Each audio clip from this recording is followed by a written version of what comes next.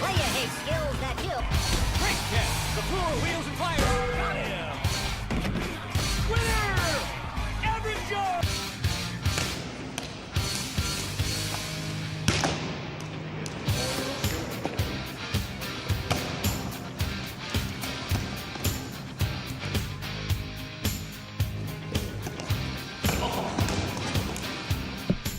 This is Joe, an elite dodgeball player with chronic shoulder pain. Age 21, height 6'1", weight 180, throws right, specialty dodging, and he's single. Good afternoon, dodgeball fans. Welcome to the very intense Dodgeball League's championship game featuring the Joes and the Cobras. Let's see who comes out on top today. It's down to a sudden death, one-on-one. It looks very intense. Oh, what happened? I think the Cobras just tripped. Oh, another unfortunate event. Joe, oh no, he's out. He's down for the count. Cobras win once again. Oh, it hurts.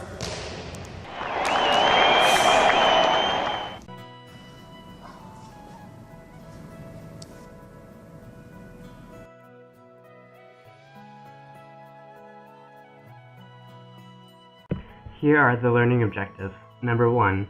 Discuss the two treatment options for a partial rotator cuff tear and provide evidence.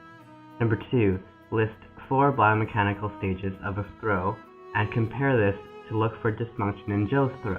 Number 3. Describe 3 crucial stages of a rehabilitation program to a return to play from a rotator cuff tear.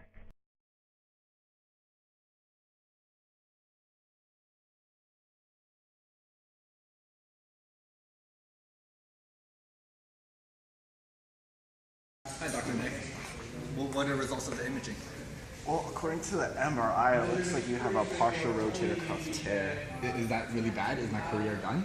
Well, you might have to require some form of treatment and also some time to recover. But generally, you have surgical or non-surgical treatment for rotator cuff tears, such as physiotherapy. Follow me to my office and we'll go over some evidence. Okay. Okay, doctor. Step into my office.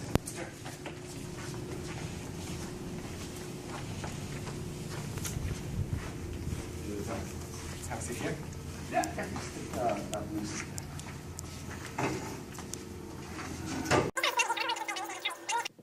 According to Level 1 evidence by Moosemere et al., who randomly assigned 103 patients with small and medium-sized tears of their rotator cuff muscles to a physiotherapy or surgical treatment group, 9 patients, which is 18% in the physiotherapy group, showed no improvements in muscular strength and pain-free mobility and underwent surgery. The surgical treatment group showed better results on the constant and ASES scores in comparison to the physiotherapy group. Based on Level 4 evidence by Namdari et al., Major League Baseball pitchers who underwent surgery were more experienced and were more likely to become starting pitchers. However, more than 1/4 of pitchers who underwent surgery for rotator cuff tears did not return to pitch at the professional level. This suggests that surgical interventions may not be a viable option for everyone. OMG, no, I'm too scared for surgery. I can't do that. Is there another option, doctor? Based on Level 2 evidence by Kojima et al., during the follow-up period after conservative treatment, 88% of the patients had no pain or only slight pain without a need for painkillers.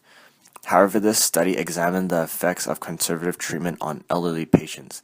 Therefore, this method may not be applicable to young elite-level athletes. Thank you for your time, doctor. Yeah, you're welcome. The choice is up to you.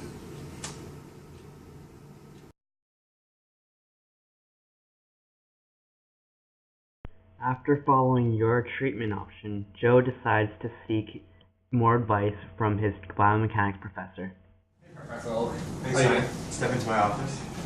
Okay, I've been playing dodgeball all my life. I just injured my shoulder. I don't understand why, and it just doesn't make sense to me. Oh, did you know that a throw is a full body movement? It includes the legs, arms, and the core? No, I didn't. No? because it's been shown through studies like the one that Hansen did. If you don't have the right technique, and if you have stoppages in your throw or lags, you can induce rotator cuff tears. Oh really? I don't know. I've been throwing like this all my life. Never had a problem. No one told me anything wrong. I'm just a stud in dodgeball, right? So. You, a stud? Show me. I'll be the judge of that. You call that a throw? I'll show you.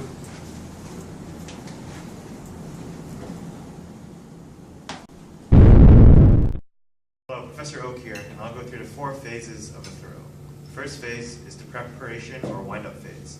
This phase is important to begin the storing of potential energy in order for you to have a powerful throw.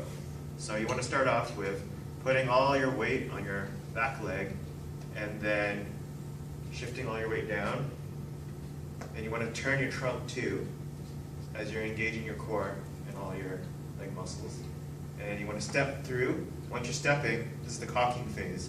This is where you want to have release all the energy that you've been storing up, and this is really fast. And then accelerate through is the 3rd phase. So now you're throwing the ball. As you're throwing the ball, you also enter into the 4th phase, which is the deceleration and follow through phase, where you want to allow your body to slow down, and then this is where your rotator cuff muscles are playing a vital role in slowing down your throw and all the force that you've generated for the throw. And that's how you throw. After going through your treatment options, it's time for rehab. Is there a personal trainer around here? Yeah. Are you looking like a dodgeball player? Yeah. Intense, man. Intense? Yeah. Oh, okay. I think we have a personal trainer that came in. He's ACSM, he's FMS level 1. He's got his NCCP in dodgeball. Oh, that's good stuff. Man. You see the guy right there, Kurt? Yeah, you see it?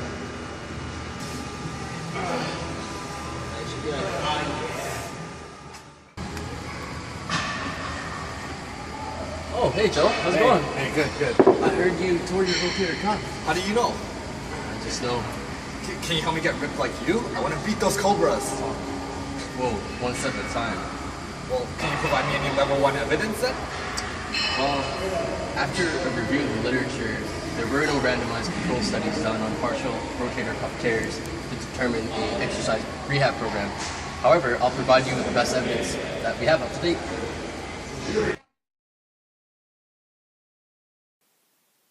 According to a recent cohort study, Kun and his colleagues found that rehabilitation is an effective treatment for rotator cuff tears.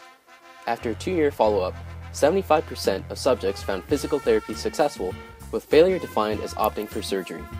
Specifically, the exercises used included daily range of motion, flexibility, and strengthening of the rotator cuff. So before we get you jacked up, we're going to make sure your shoulder complex is stabilized first. Peg Ruffy and his colleagues suggest a 3-stage rehabilitation program for rotator cuff tears. In the first stage, we will be working on range of motion. Once range of motion is improved, we can begin the second stage by working on strengthening rotator cuff muscles and scapula stabilizers. Ruffy and Khan suggest to progress from closed to open chain exercises for rotator cuff rehabilitation. Finally, the last stage is working on sport-specific activity to help you transition back to playing dodgeball.